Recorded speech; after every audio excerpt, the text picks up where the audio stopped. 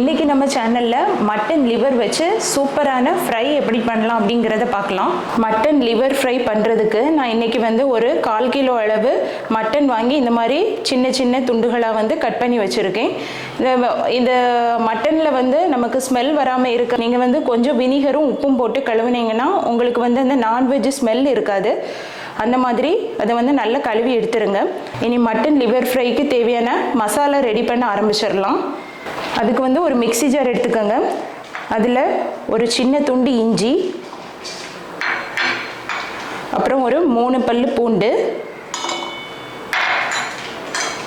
அப்புறம் 2 பச்சை மிளகாய், அப்புறம் ஒரு கைப்பிடி அளவு கருவேப்பிலை. இப்போ இது கூட உங்களுக்கு முழு மிளகு இருந்ததுன்னா நீங்கள் அதில் ஒரு 1/2 டீஸ்பூன் அளவு முழு மிளகு சேர்த்து இதை நல்லா கிரைண்ட் பண்ணி எடுத்துருங்க. இப்போ நான் இப்போ அளவு கொஞ்சம் கம்மியாக இருக்கிறதுனால அரைப்படுறதுக்காக கொஞ்சமாக தண்ணி விட்டு அதை லைட்டாக அரைச்சி எடுத்துடலாம்.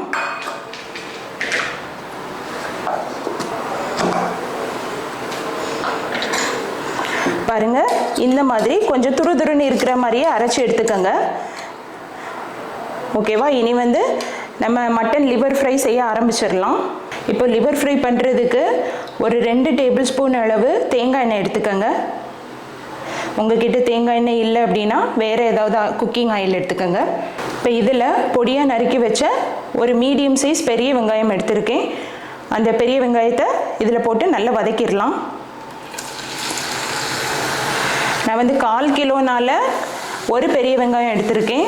உங்களுக்கு 1/2 கிலோ அப்படின்னா 2 பெரிய வெங்காயம் எடுத்துக்கோங்க.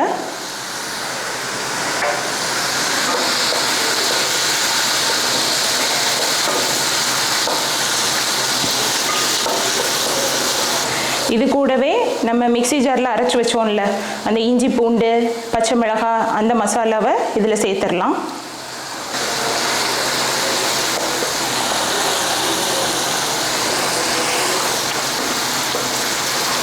இது கூடவே இந்த மாதிரி ஒரு 2 ரம்பையில் எடுத்திருக்கேன். ரம்பையில் போடும்போது நமக்கு வாசனை ரொம்ப நல்லா இருக்கும். அது இந்த மாதிரி 2 ரம்பையிலையே பிச்சு வச்சுருக்கேன். அதையும் போட்டு அது கூட சேர்த்து நல்லா வதக்குங்க. வதக்கணும்னு இல்லை, ஜஸ்ட்டு ஃப்ரை பண்ணினாலே போதும்.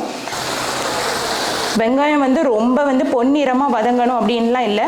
ஓரளவு இந்த மாதிரி கலர் சேஞ்ச் ஆகி வரும்போது நம்ம கழுவி வச்சுருக்கோம்ல அந்த மட்டன் பீசஸை இதில் ஆட் பண்ணிடலாம். அதை சேர்த்துட்டு நல்லா கலந்து விடுங்க.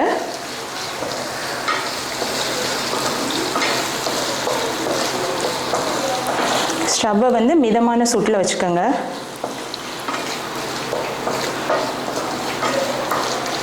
இப்போ இதில் ரொம்ப வேண்டாம், கொஞ்சம் ஒரு 1/2 டீஸ்பூன் மட்டும் ஃபஸ்ட்டு உப்பு சேர்க்கலாம். இதையும் சேர்த்து நல்லா கலந்து விடலாம்.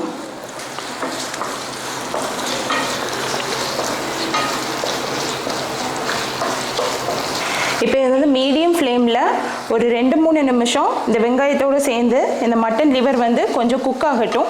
இந்த மட்டன் லிவர் குக் ஆகும் போதே நமக்கு லிவரில் உள்ள தண்ணி எல்லாமே வெளிவர ஆரம்பிக்கும். ஸோ தண்ணி ஒன்றுமே சேர்க்க தேவையில்லை.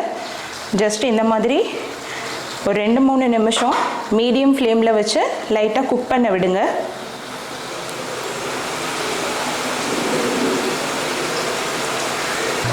பாருங்கள், இந்த மாதிரி லிவர் நல்லா குக்காகி வரும்போதே அதிலிருந்து தண்ணி பிரிய ஆரம்பிக்கும். நம்ம தண்ணி ஒன்றுமே சேர்க்கலை. பட் பாருங்கள், இங்கே எந்த அளவு தண்ணி நமக்கு ரிலீஸ் ஆகியிருக்கணும். இப்போ ஒரு 3 நிமிஷம் நல்லா குக் பண்ணியாச்சு. இனி லிவர் ஃப்ரைக்கு தேவையான மசாலா பொடியெல்லாம் சேர்க்கலாம். ஒரு 1/2 டீஸ்பூன் அளவு வத்தல் பொடி.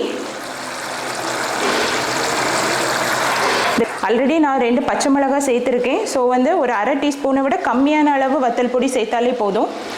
அப்புறம் ஒரு டீஸ்பூன் அளவு மல்லிப்பொடி, ஒரு 1/2 டீஸ்பூன் அளவு சோம்பு பொடி, அதாவது பெருஞ்சீரக பொடின்னு சொல்லுவோம்ல, அந்த பெருஞ்சீரக பொடி சேர்க்கும் போது நமக்கு வாசனை இன்னும் நல்லா இருக்கும்.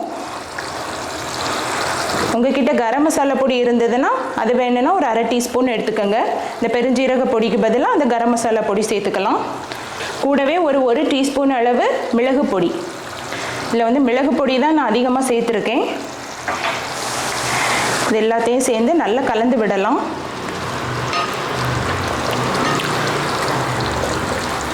இப்போ இந்த தண்ணி எல்லாமே வற்றி நமக்கு நல்லா வந்து ட்ரை ஆகி வரணும்.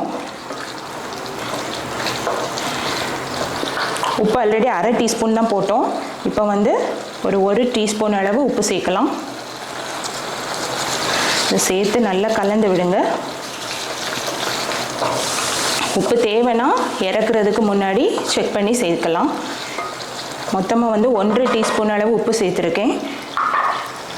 இனி இதை மூடி வச்சு இந்த மசாலாலாம் வந்து நல்லா அந்த மட்டன் லிவரோடு சேர்ந்து குக் ஆகட்டும். அதுக்காக வந்து இப்போ நம்ம மூடி வச்சு சிம்மில் வச்சு ஒரு 3-4 நிமிஷம் நல்லா குக்காக விடுங்க.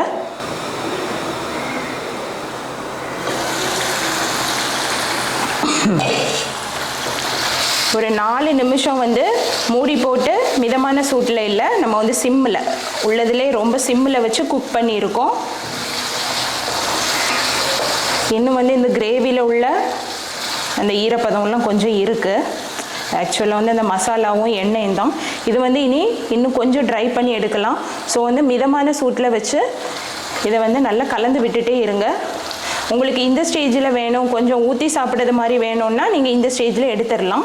உப்பு காரம் தேவைன்னா சேர்த்துக்கங்க. காரத்துக்கு வந்து நான் ஆல்ரெடி சொன்ன மாதிரி மிளகு பொடியோட குவான்டிட்டியை எக்ஸ்ட்ராவாக சேர்த்துக்கங்க. வத்தல் பொடி சேர்க்காதீங்க.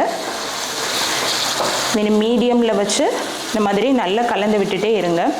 அப்போ தான் நமக்கு அந்த மசாலாலாம் அதோடு சேர்த்து நல்லா திக்காகி திரண்டு வரும். பாருங்கள், இந்த மசாலாலாம் நல்லா அப்படி திரண்டு இந்த எண்ணெயெல்லாம் பிரிஞ்சு வரும். உங்களுக்கு எண்ணெய் கம்மியாக விட்டு பண்ணணுன்னா ஒரு 1 டேபிள் ஸ்பூன் எண்ணெய் மட்டுமே எடுத்துக்கோங்க. நமக்கு இந்த ஹோட்டலில் உள்ளது மாதிரி வரணும் அப்படின்னா வந்து இந்த மாதிரி கொஞ்சம் ஆயில் எக்ஸ்ட்ராவாக விட்டு பண்ணுங்கள்.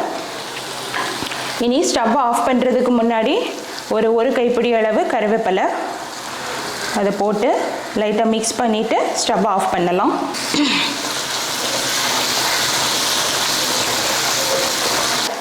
அவ்வளோதான், நல்ல சூப்பராக மட்டன் லிவர் ஃப்ரை ரெடி பண்ணியாச்சு. இந்த மட்டன் லிவர் ஃப்ரையை நீங்கள் வந்து சாம்பார் சாதம், ரசம் சாதத்து கூட வச்சு சாப்பிடும்போது ரொம்ப சூப்பராக இருக்கும். கண்டிப்பாக நீங்களும் வீட்டில் செஞ்சு பாருங்கள். இனி ஸ்டவ்வை ஆஃப் பண்ணிடலாம்.